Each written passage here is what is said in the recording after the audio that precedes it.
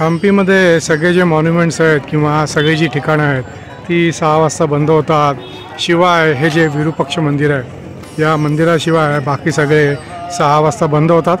म्हणून आता इकडे विरूपाक्ष मंदिराच्या आजूबाजूला गर्दी दिसेल भरपूर, कारण सगळे लोक जे इकडे आलेले आहेत प्रवासी आणि टुरिस्ट ते सगळं आटपून आता इकडे या विरूपाक्ष मंदिरामध्ये आलेले आहेत. चला आता विरूपाक्ष मंदिरात आत जाऊया. कुठे कुठे शूटिंग आतमध्ये आलं आहे, कुठे नाही आहे ते बघून त्याप्रमाणे दाखवतो. पण आत्ता हे जे उंच गोपूर आहे हे गोपूर मात्र अवश्य बघा, अतिशय सुंदर दिसतं आहे.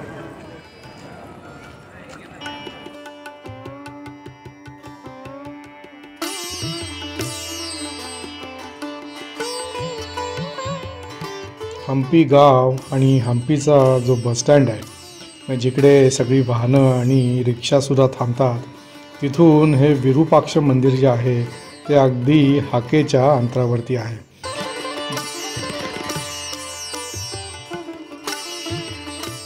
समजा आपल्यापैकी कोणी बसनी आले किंवा आपल्या कारनी आले तर कार जिथे आपण पार्क करतो तिथनं पश्चिमेकडे बघितलं की बघताच आपल्याला एक भव्य आणि दिव्य आणि उंच आणि नक्षीदार असं गोपूर दिसायला लागतं. हे गोपूर म्हणजेच विरूपाक्ष मंदिर. तर आत्ताच्या या भागामध्ये आपण विरूपाक्ष मंदिर याचा थोडासा इतिहास तर बघूया, पण हम्पीला हम्पी हे नाव कसे आले हे सुद्धा या व्हिडिओमध्ये आपण समजून घेऊ.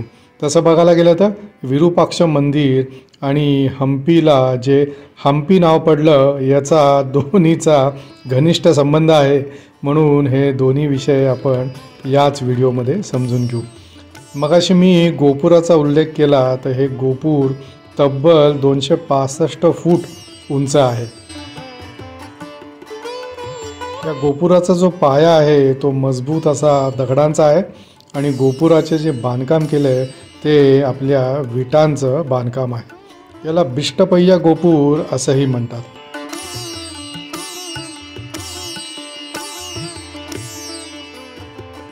आता हे गोपूर नक्की कधी बांधले याची माहिती मिळत नाही, एक्झॅक्ट माहिती मिळत नाही, पण जे इकडे वेळोवेळी जीर्णोद्धार झाले त्याप्रमाणे साधारणतः इसवी सन 1510 श्री कृष्णदेवराय यांच्या राजवटीत या गोपुराचा जीर्णोद्धार झाला होता. यावरून हे समजते की हे गोपूर श्री कृष्णदेवराय यांच्या शासनकाळाच्या पूर्वीपासून अस्तित्वात होते आणि श्री कृष्णदेवराय यांनी 1510 याचा जीर्णोद्धार केला. म्हणजे आता आपण जे गोपूर बघतो ते 1510 पासून इथे उभा आहे. आता थोडी मंदिराबद्दल माहिती घेऊ. महाद्वारातून आतमध्ये आपण प्रवेश केला की देवालयाचे आयताकृती विस्तृत प्रांगण आपल्याला दिसते. हे 510 फूट लांब आणि 130 फूट रुंद असे प्रांगण आहे. प्रांगण चिरेबंदी दगडात बनवलेलं आहे. आपण म्हणतो ना चिरेबंदी वाडा, तसा चिरेबंदी दगडामध्ये हे प्रांगण बनवलेलं आहे आणि याला दगडाच्या पन्हाळी पण आहेत. नॉर्मली आपण बघतो घरांवरती आपल्या पत्र्याच्या पन्हाळी आता असतात, कौला असतात आणि पत्र्याच्या पन्हाळी असतात. त्याच्याऐवजी जुन्या काळामध्ये दगडाच्या पन्हाळी आपल्याला बघायला मिळतात आणि अशीच एक अद्ययावत इरिगेशन सिस्टम पाणी आणायला आणि पाणी वाहून जायला अजून एके ठिकाणी आहे. असेच आपल्या चॅनलशी जोडलेले राहा. पुढच्या काही व्हिडिओमध्ये तुम्हाला ते अद्भुत जी इरिगेशन सिस्टम त्यावेळची होती ती बघायला मिळेल.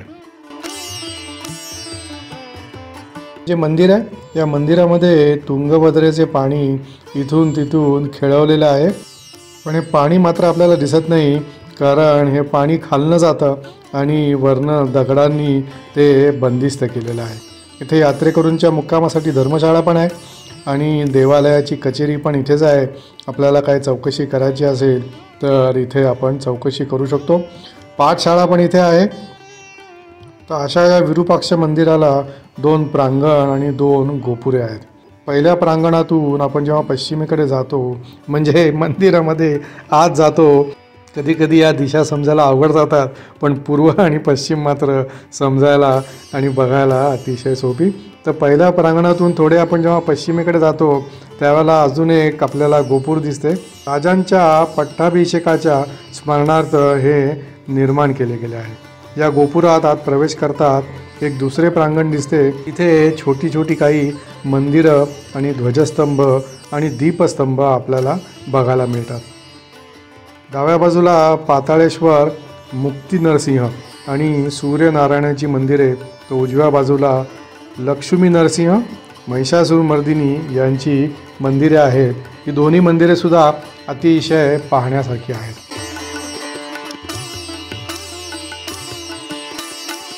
ही झाली मंदिराची कहाणी.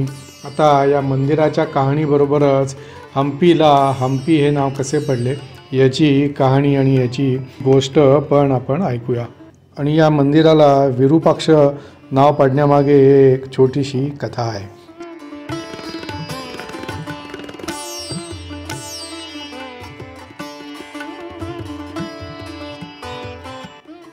दक्ष यज्ञानंतर पार्वती देवीच्या सतीच्या विरहाने भगवान शंकर कैलास सोडून आपल्या भूलोकी हेमकूट पर्वत, हा हेमकूट पर्वतसुद्धा आपल्याला आपल्या पुढच्या काही भागांमध्ये बघायला मिळेल. तर हेमकूट पर्वताच्या पायथ्याला तपस्येत लीन होऊन राहायला लागले. इकडे स्वर्गामध्ये इंद्र आणि बाकीचे देव राक्षसांच्या आक्रमणाने त्रस्त होऊन एकदा ब्रह्मदेवांकडे गेले. आपल्या ब्रह्मदेवांनी दिव्य दृष्टीने जाणले की राक्षसगणांचा नाश फक्त शिवकुमारच करू शकतो. भगवान शंकर तर माता पार्वतीला सोडून तपस्येत लीन असल्यामुळे हे शक्य नसल्याचे ब्रह्मदेवांनी इंद्रदेवतांना सांगितले. हे ऐकून देवतागणांनी विचार केला की हे काम मन्मथ शिवाय कोणाकडूनही होणार नाही. मन्मथ म्हणजे कामदेव, म्हणून त्यांनी मन्मथला बोलवले आणि त्यांनी पृथ्वी तलावरती एक पुष्पतीवर घेऊन हेमकूट पर्वताच्या पायथ्याला पाठवले. त्याच वेळेला पंपादेवी म्हणजे पार्वती देवी शिवपूजा करण्यासाठी तिथे हेमकूट पर्वताच्या पायथ्याशी येते आणि त्याच वेळेला मन्मथ पुष्पतीर सोडून शंकराची तपस्या भंग करतो. तपस्या भंग झाल्यामुळे भगवान शंकर प्रचंड क्रोधित होतात आणि त्यांच्या तृतीय नेत्राने तिसरा डोळा उघडतात आणि हा जो मन्मथ आहे त्याला भस्म करून टाकतात. हे बघितल्यावर सगळे देव घाबरतात आणि शंकरांजवळ जाऊन प्रार्थना करतात आणि या मन्मथनी शंकरदेवांना बाण का मारला हे त्यांना समजावून सांगतात. हे ऐकल्यावरती शंकर शांत होतात आणि मन्मथला बिना रूपाचे जीवन व्यतीत करण्याचा उपशाप देतात. आणि मग तिथेच सर्व देवतांनी मिळून शिव आणि पार्वती म्हणजे पंपादेवी यांचा विवाह तिथे ते संपन्न करतात. कारण जे राक्षस असतात त्यांचा वध हा फक्त शिवकुमाराच्या हाती आहे हे ब्रह्मदेवांनी सांगितलेलं असतं. पंपादेवीसोबत महादेवांचा विवाह होतो आणि कालांतराने यथाअवकाश शिवकुमाराचा जन्म होतो व तो सर्व राक्षसगणांचा नाश करतो.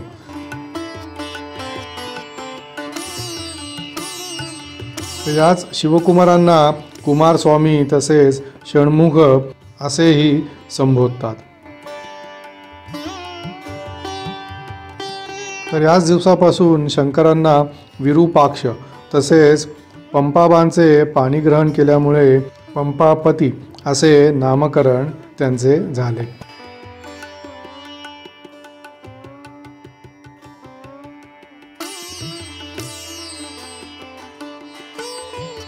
तर तेव्हापासून हेमकूट पर्वतरांगा ज्या आहेत तिथनं वाहणारी नदी ही पंपा नदी म्हणून ओळखली जाऊ लागली.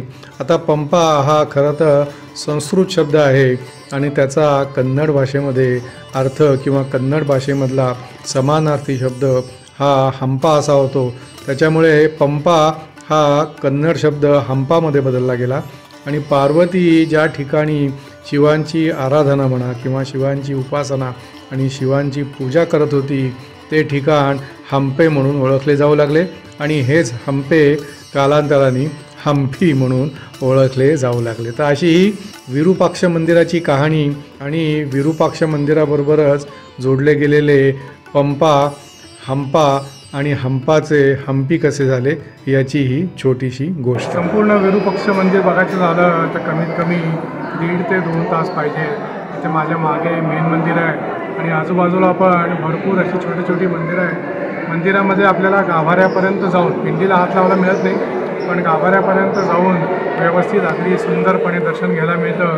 एक 15-20 जणांच्या लॉटनी आतमध्ये सोडतात.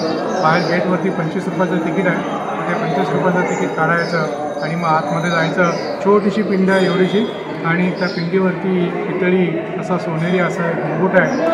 आणि 15-20 जणांचा ग्रुप आतमध्ये गेला की त्यांच्यासाठी एक छोटीशी आरती करतात आणि मग जेवढे लोक जमलेले असतील त्या सगळ्यांना आपल्याला तिथं ते आरती पण देतात. असं सुंदर दर्शन आमचं झालं. इथे आलात तर वेळ घेऊन या, साधारणतः 1.5 ते 2 तास, कारण आजूबाजूला एवढं बघण्यासारखं आहे. आणि मंदिराचे जे खांब आहेत ते मंदिराचे खांबसुद्धा प्रत्येक खांबावरची नक्षी अतिशय वेगळी आहे आणि ही नक्षी अगदी पाहण्यासाठी आहे.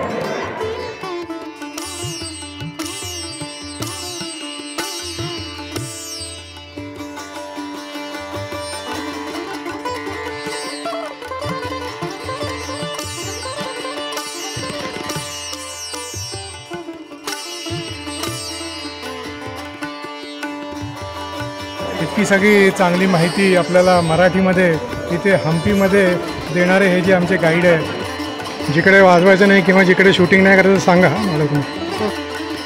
आज आहे 18 नोव्हेंबर आणि आजचा आमचा शेवटचा दिवस. आज ॲक्च्युली साईटसीइंग करायचा प्लॅन नव्हता, पण आमचे जे ऑटोवाले आहेत त्यांनी इन्सिस्ट केलं 2-3 पॉईंट बाकी आहेत ते बघा. आता आपण आलो आहे श्री अंतराधरोका हनुमान टेम्पलला. इथे बोटिंग पॉईंट पण आहे. ओरॅकल राईड जी इथली फेमस आहे ती इथेच असते.